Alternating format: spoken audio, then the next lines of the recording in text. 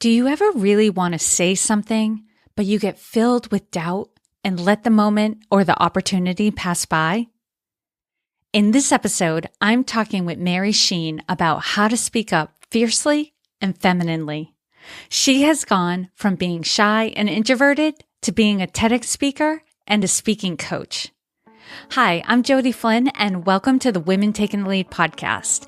I'm an executive leadership coach, author, speaker, workshop facilitator, and I have the joy to work with women leaders who want to hone the skills they'll need to thrive in senior leadership. When I'm talking with another woman with tendencies towards perfection and people-pleasing, there's a true connection because I share those tendencies. I get excited because I know I can support this woman to continue to be really powerful without having to work so relentlessly. With a little bit of coaching, she can get more done in less time. Originally from Massachusetts, I've been living in Maine for the past 18 years, and thanks to the beauty of technology, I've been able to work with women all over the world. If you have a device and Wi-Fi, we can work together. I do individual coaching as well as workshops and team retreats. I'm currently in the process of taking my coaching system and turning it into an online course for those who prefer a do-it-yourself model of learning. And I spend my free time catching up with friends and family, planning my next trip to visit my boyfriend who lives in Virginia, working out, and watching the Great British Baking Show. All right, let's get to this episode. Hello, everyone, and welcome to Women Taking the Lead. I am Jody Flynn, and I am here with Mary Cheyne. She is a TEDx speaker, MBA, and transformational public speaking trainer and coach who has trained over 15,000 people in 30 cities internationally. Mary is the 2009 World Champion of Public Speaking, first runner-up out of 25,000 contestants from 14 countries, and is also the best-selling author of the book, Present Yourself in Public Speaking, Tell Your Inner Critic to Shut Up and the Real You to Speak Up. Mary is proof that transformation is possible as she began her career as a self-conscious, introverted computer programmer. And two fun facts about Mary is that she also holds a karate black belt rank and plays the ukulele. I love how you are diverse and holistic. Mary, that's just a little bit about you. So tell us a little bit more about you and what you're up to today. Awesome. Well, thank you, Jody, for having me. I'm so excited to be on today and share my points of views with your listeners. Well, really what I'm out to do, even though even reading the bio, you said I'm a public speaker, trainer, and coach, and that's primarily what I do. But really, 95% of my clients are women. So what I really do is to help them get out of their own way so that they can really achieve what they want, right? When, by the way, your listeners who have never met me, you may have noticed I have an accent, and that's because I grew up in Australia. I was born in Hong Kong, and when I was 7 years old, I moved to Sydney, Australia with my family, and that's where I grew up. But as you said, I started my career as an introverted computer programmer.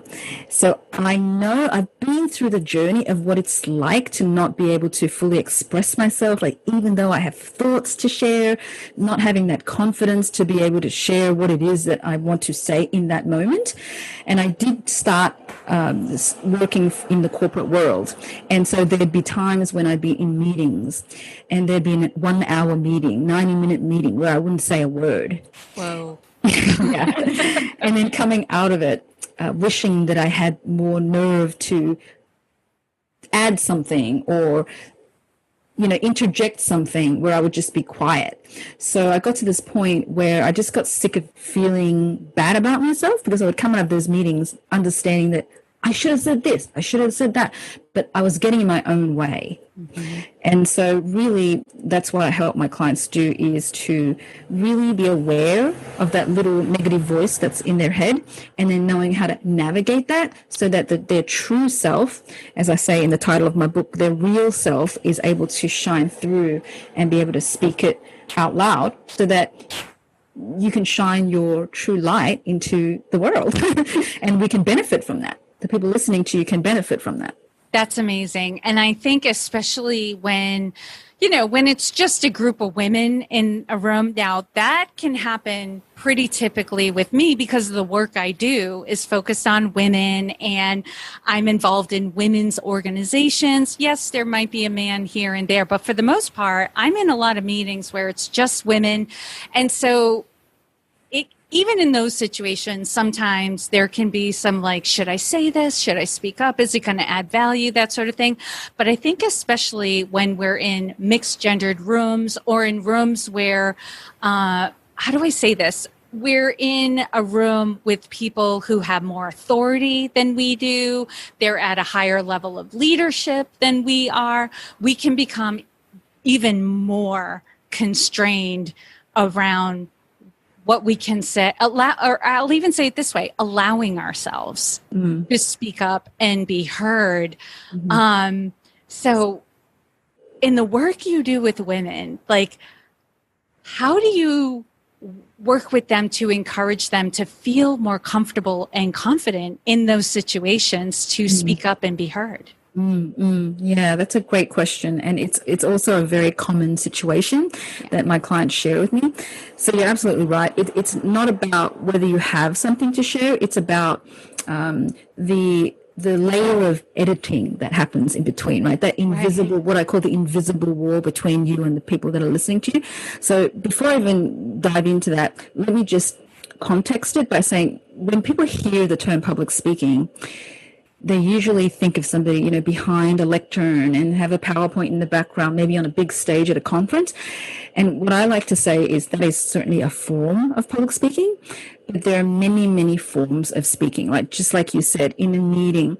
So, for example, a recent client of mine, she works in the corporate world and she's a brain scientist and she knows her material inside out, back to front, right? Her subject matter expertise is through the roof, just like your client. She's very overachiever, with a lot of credibility behind her name. But when it came to sharing her findings and sharing her knowledge with her group of peers, including the uppers and her boss and boss's boss, there was something holding her back, right? There was this intimidation, quote unquote, intimidation factor, right?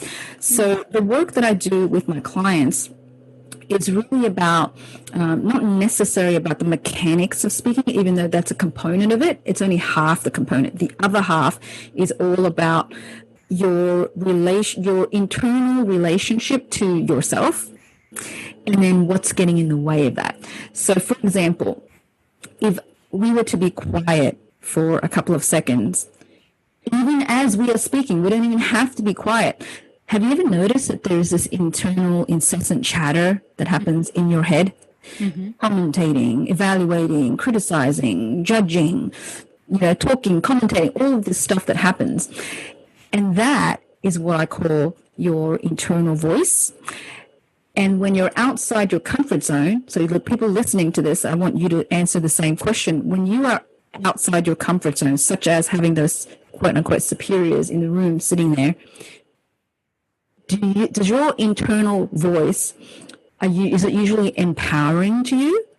Or is it perhaps a bit more fearful and a bit more disempowering? Right? So right there, the answer is usually disempowering. And there's usually things like, what if I stuff up? What if I say something wrong? What if I don't know as much as I need? What if they think I'm stupid? What if all these what ifs? What if they know more than me? What if this is too simplistic? What if this is too much information? Right? It goes, I've heard of both sides. So it really is about encapsulating and having the people that I work with become more self-aware of that internal critic. That's step number one. And then step number two is, once you're aware of that, what to do with it so that it's no longer holding you back. Because if it's there, then even though no one else can see it or hear it, it's so real to you, then it becomes this impediment between you and your audience, whether it's a one-to-one situation or a one-to-many situation. There's this barrier, right?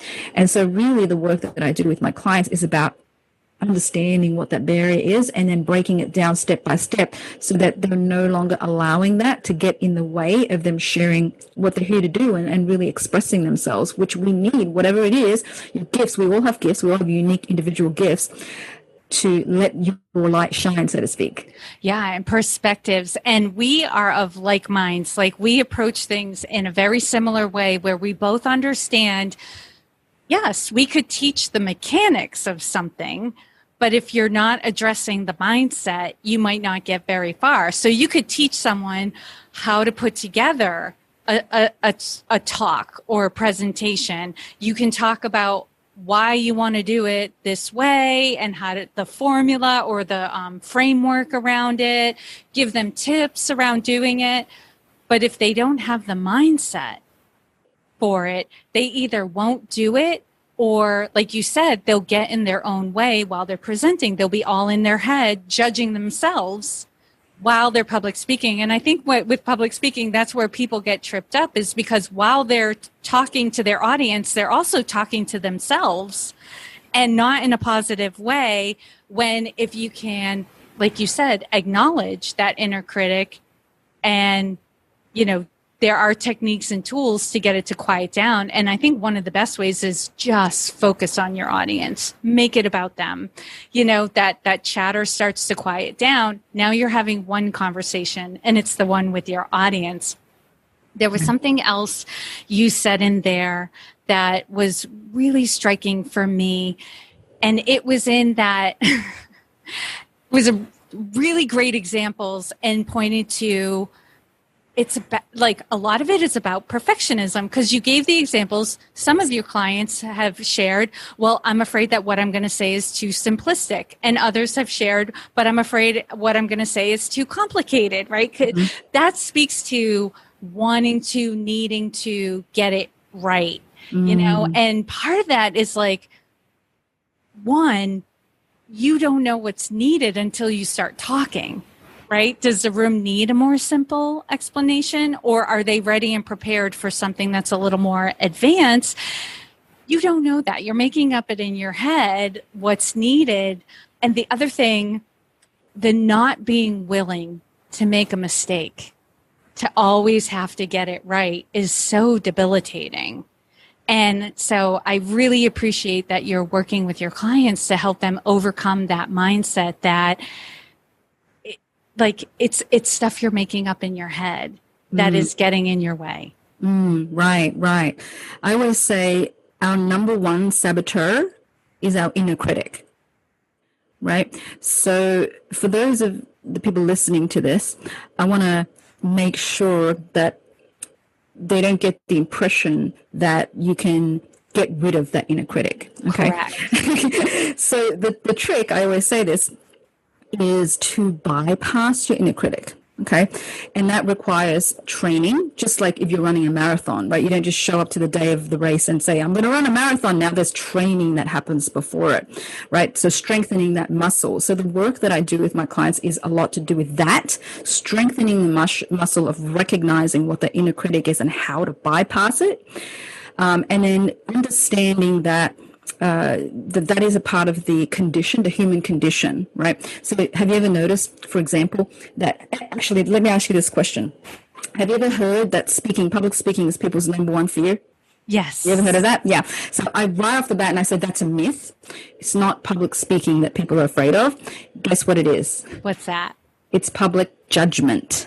Yes. Judgment. Okay. And if we were going to take that a step further, it's self-judgment, because we're only afraid of the things about other people judging us if we are afraid that ultimately that's quote unquote true, right? So I'll give you an example. When I was in the technology world, when I first came out into the workforce, like you said, I was a computer programmer, and there'd be meetings when I'd be sitting there and people would be talking about the system XYZ and system ABC. And I'm sitting there going, what the heck is system XYZ and ABC? I have no idea.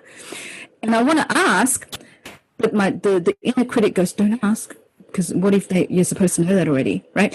And so I censor myself and not say it, and therefore I'm completely lost by the end of the meeting. I have no idea. Whereas if I just ask the question and then they tell me what it is, then I'm no longer lost, right? So it's things like that of noticing and and really understanding how your own physiology works, because it's all part of our physiology, our mind, right? So, and there are many, many different tools and techniques that I use and processes that I bring people through in order to be able to have a strength and muscle around that. A proportion of it too is feeling supported, right? Because probably, I'm sure you can relate to this. Have you ever noticed, if you're left to your own devices, if you are like completely in your head, you're overthinking, sometimes we can get caught in this downward spiral of negative thinking. And before you know it, you've disempowered yourself, right? So it's really about noticing when that happens and then what to do with it afterwards. That's actually what I talk about in my TEDx talk. Which I enjoyed, and we're going to link to in the show notes page for this episode. And Mary, there was something else in your collateral that was sent to me that really jumped out at me. And I was like, oh, I definitely want to have a conversation with Mary about this. It was the subject of wake up, warrior woman. Tell me about that. So one of the things that, as you said in the introduction, is I practice martial arts in my life, right? And it was through that journey that I started to recognize, and also when I started my business, 95% of my clients are women, right? And what I started noticing, and I'm also a mom, I have a 6-year-old son, right? And what I immediately noticed, that there was a shift in shift in my perception that started to happen as I started to become more skillful in the training methods of martial arts. There was a spirit within me, okay, that started to come more and more alive, and it enabled me to understand, wait a minute, I thought I was this person, and I had a definition of it. But then when I started the more I practiced, the more I realized the power within myself, and also witnessing it in many of my clients who are women, that power within us. And what I'd love to do is really harness that power for women and have them, like I said, really shine their light so that the world can benefit. So here's my, I'm starting to get goosebumps as I say this. One of the things that I'd love to do in the work that I do and moving forward is to steer the ship of humanity. I know this is a big order, right? From head-centric to heart-centered, right? So being more in the space of allowing the love in our hearts to create what we have in the world, rather than coming from the head space and then filtering what we create in the world via our heads. Because if we get tripped up, we overthink, and then we stop ourselves before we even get a chance to create what we're here to create, right? So part of that is to know how to get out of the overthinking mind and then get into the heart space. And women, to answer your question, long answer to your question. I love it. Women are warriors. And I say that because this is one example, right? There are many examples. And I shared this story in my TEDx talk. Was when I was learning martial arts, my teacher said to me after about a year or two of learning, he said, Mary, what I need you to work on is to be more mean. Okay. And I said, I'm mean. I am mean. And he goes, no, you're not mean. Okay. So what I really want you to do is focus on that, bring that energy in. If God forbid, if you ever get attacked, who's going to show up for you, right, in that moment? And so the way he had me do that was, he said, imagine that your son, your little son, is behind you and someone's about to hurt him. What are you going to do? Right. So in that moment, something came out of me, like a spirit, an energy, no, you do not, right? That fierceness, that warrior energy, that of love, protection. As women, we are warriors because we want to protect others. We want to keep others that we love out of harm's way, right? So that ability and that love that we have in our hearts is what I mean by wake up warrior women. We all have that, but in our head gets in the way of us accessing that, right? So my big vision is, what if I was to help women harness that and have them recognize it and have that come out, and we steer the ship, this big ship of humanity, more from that angle of like the love in our hearts rather than our overthinking head. What would that look like? What would that world look like, right? So I feel like that's the trajectory that I'm walking on. That's the path that I'd love to help women wake up to their own warrior goddessness. Yeah, I love that. I am on board. I definitely have a physical side, and I can definitely relate to that fierceness, that protectiveness, not even just because something I love is about to be hurt, but I think, and I've already seen this in you, there's a fierceness comes out when we think about our mission and the change that we're trying to create in the world. We can get really passionate and fierce about that. And it's not unfeminine. Like you said, this is an aspect to our femininity. And I want to say, like, all of it, like, you can be polished and gentle and professional and all of girly and all of that. And that doesn't take away from the fact that you have a side that will rise up, right? And become passionate and fierce, for something, for a cause, for your family, for your children. And so I guess what I want to ask now is, where do you see this? I'm starting to imagine different scenarios where this can play out, but like tapping into this, where can women utilize that energy to help them in their careers or in their business, so that, they're achieving their goals and getting what they want? Yeah. So coming back to, I think the real basis of it is knowing how to get out of your own way, right? And I'm not exempt from it. As I grow, as I, expand my own comfort zone, the inner critic is there and the discomfort is there as I step into the next level, right? So whatever that level looks like for the people listening, my question to you is, what does that next level, right? What is that next level that you want to grow into? And it doesn't have to be inside your job. It could be outside of your job. It could be whatever it is, the mission you're trying to create, right? What does that look like? And then what is preventing you from doing that, right? Asking that question of yourself and doing what I call self-inquiry, so independent inquiry around what that is that's sabotaging you from going to that next level.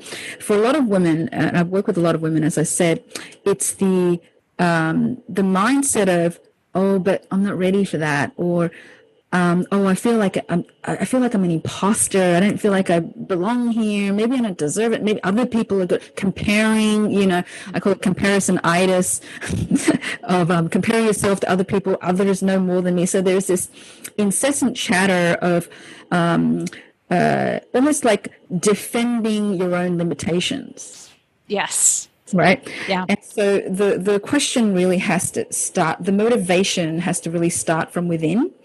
And so that is what I would advise people to do. And then to see, and everyone's different, right? We all have our unique gifts, but whatever that is to you, how are you getting in your own way? And more often than not, it's not external circumstances. It's your internal perception of what you're capable of, what you can, your ability is, which we can train, abilities and the mechanics we can train, but also just in terms of how do you relate to yourself? How are you disempowering yourself in your own way? You talk about fierceness and I love that you picked up on femininity, right? You said that doesn't mean that we're not feminine. And what I like to help people do is to expand their range, right? So often, like me, myself included, in my own journey, like put yourself in this box. So I'm this XYZ, but I'm not ABC. But what if you could? Like, what if you could expand your range so that at any given moment, you can go more to the masculine, you can come back to more of the feminine, right? And still be nurturing and still be able to express that more, be transparent and being vulnerable. and not be able to, just completely limit yourself to a certain range. Because that in itself, the growth, the path of mastery, the path of growth is really what I want everyone to be on, because I just find that, I was saying this to a client the other day, there's two, to me, there's almost like, if we were to simplify it, there's two kinds of discomforts. There's the discomfort of growth, and then there's the discomfort of stagnation, right? If given the binary choices, I would choose the discomfort of growth anytime, right? And that's really what I'm trying to get at here is like, how can you look into yourself to, and then receive the support and invest in yourself, invest in acquiring these skills and new mindsets, and investing in the support so that you can grow in the way that fulfills you, right? Not just, and your spirit and, everything you're here meant to be, to create, to evolve, rather than accidentally being stuck in a particular box that you've been conditioned to think that that's all you have. Does that make sense? Absolutely. And to kind of sum it all up, what I've been hearing is your mission is to have these women, and I know it's like 95%. There's still men. Men, you are still included. You are still part of this equation. But your mission, especially, is to help women to bring their gifts, speak up. So they're bringing their gifts to the world. They're making the change that they want to make in the world. And you're doing that by helping them to, one, overcome the inner critic. And actually, I'm going to rephrase it to the way you explained it, train them on how to navigate the inner critic so that they can get around it, so it's no longer holding them back. And then also tapping into and harnessing that energy that's already within them so that they can bring that to, whatever it is that they want to do. Like you said, it's not just limited to the work life. It could be other areas. It could be in their communities, in their families, bringing that change, bringing those gifts, so that they're having an impact on the world. And I think we can both agree on this. Women have been holding themselves back for too long, and the current state of the world is the consequence that we're dealing with because of that.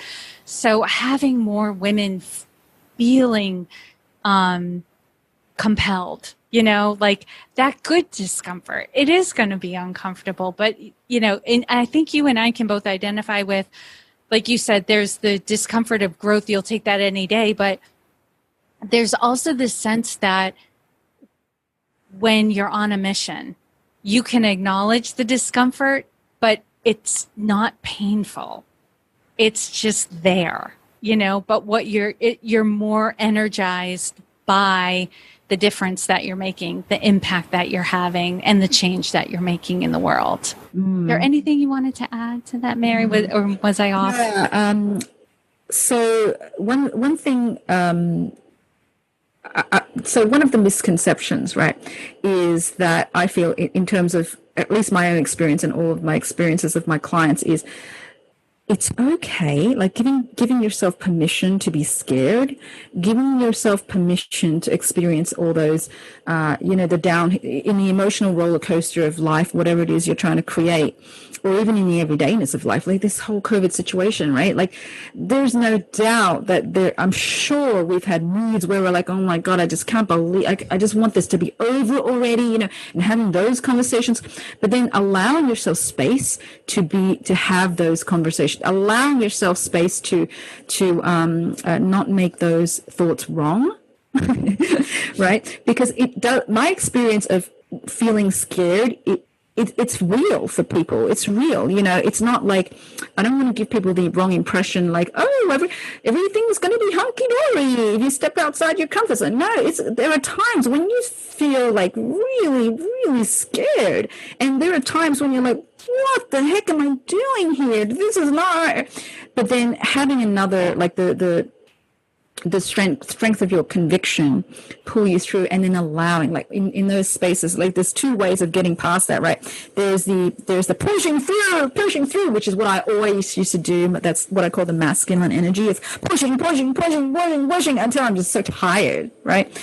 And then there's the feminine of allowing, right? Allowing those feelings to be there, giving it space, almost giving it permission, giving yourself permission to make mistakes, giving yourself permission to speak up for yourself and be scared as you do it, but doing it anyway. There's that kind of attitude towards growth that I would say it's okay if it doesn't feel, if it feels scary, it's okay.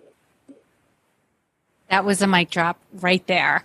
Mary, I am sure there are plenty of women who are listening to you and explaining your process who are thinking, yes, I need some guidance. I need some help with this process and would like to connect with you. So where's the best place for these women to connect with you? Yeah, so I would recommend, I have a Bypass Your Inner Critic cheat sheet that I created. It's a culmination, a summary, if you will, of the high-level points that I would love people to be able to understand about the inner critic and how to bypass the inner critic. And that you can get at my website, which is magneticpodium.com. Magnetic Podium is one word, .com/inner critic summary.